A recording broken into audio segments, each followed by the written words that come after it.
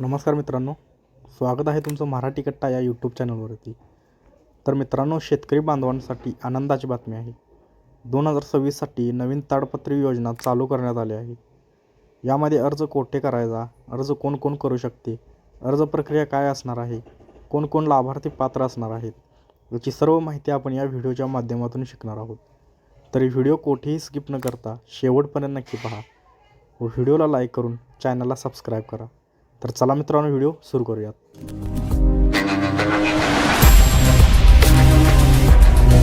शेतामध्ये आपल्याला पिकांचे संरक्षण करणारी ताडपत्री ही योजना सरकारकडून सुरू करण्यात आली आहे. पावसामुळे व उन्हामुळे आपल्या पिकांचे होणारे बरेचसे नुकसान हे आपण ताडपत्रीच्या माध्यमातून थांबवू शकतो. याच समस्येवर सरकारने एक उपाय काढून नवीन मोफत ताडपत्री योजना 2026साठी सुरू करण्यात आली आहे. या योजनेचा सर्वात जास्त फायदा हा आपल्या शेतकरी बांधवांना होणार आहे. कारण बाहेर दुकानामध्ये या साध्या ताडपत्रिकेची किंमत ही आपल्या खिशाला परवडेल अशी नाही.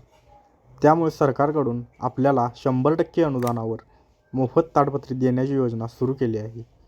त्यामुळे आपल्याला खिशावर कोणताही ताण पडणार नाही. हे अनुदान थेट लाभार्थ्याच्या खात्यात जमा होते. यामध्ये आपलं आधार कार्ड बँक खात्यासोबत लिंक असणे गरजेचे असते. कारण DBTच्या माध्यमातून हे पैसे थेट आपल्या बँक खात्यात जमा होत असतात. यानंतर आपण या योजनेसाठी कोण कोण पात्र असणार आहेत हे आपण पाहणार आहोत. यामध्ये लाभार्थी हा महाराष्ट्राचा रहिवासी असला पाहिजे. कारण ही योजना महाराष्ट्र सरकारची असल्यामुळे फक्त महाराष्ट्रामधील लोकांनाच आहे. त्यानंतर लाभार्थीच्या नावावर शेती असणे गरजेचे आहे. आपले बँक खाते आधार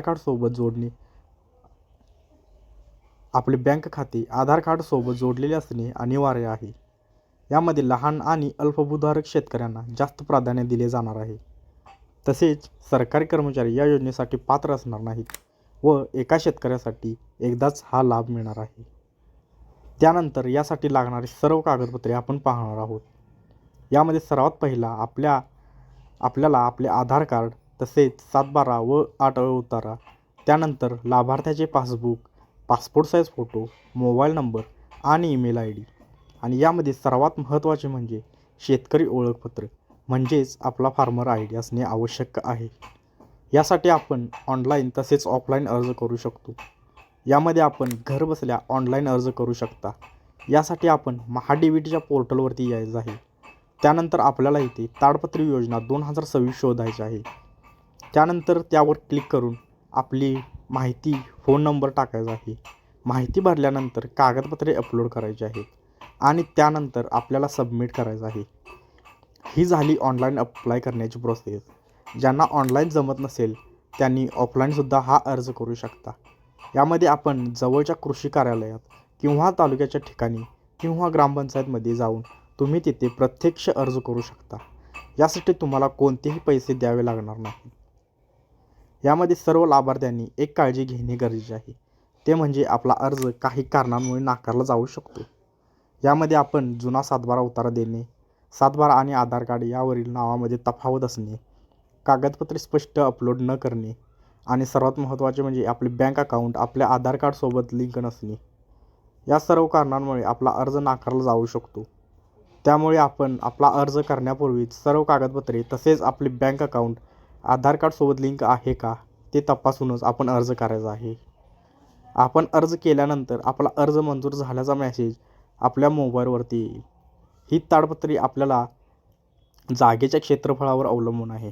जर आपली जागा कमी असेल तर लहान ताडपत्रिका मिळेल. जर आपली जागा मोठी असेल तर ताडपत्रिका ही मोठी मिळेल. सर्वात महत्त्वाचे म्हणजे ही योजना महाराष्ट्रामध्ये एकाच वेळी सुरू झालेली नाही. टप्प्याटप्प्याने सर्व जिल्ह्यामध्ये ही योजना सुरू होत आहे. त्यामुळे अर्ज करण्याच्या आधी ही योजना तुमच्या जिल्ह्यामध्ये सुरू आहे का याची खात्री करूनच आपण अर्ज करायचा आहे. असा हा महत्त्वपूर्ण व्हिडिओ सर्व शेतकरी बांधवांपर्यंत नक्कीच शेअर करा व आपल्या पिकांचे संरक्षण करा. तर व्हिडिओ आवडल्यास व्हिडिओला लाईक करून चॅनलला सबस्क्राईब करा, जेणेकरून अशा नवनवीन अपडेट आपल्यापर्यंत रोज येत राहतील. जय हिंद, जय महाराष्ट्र.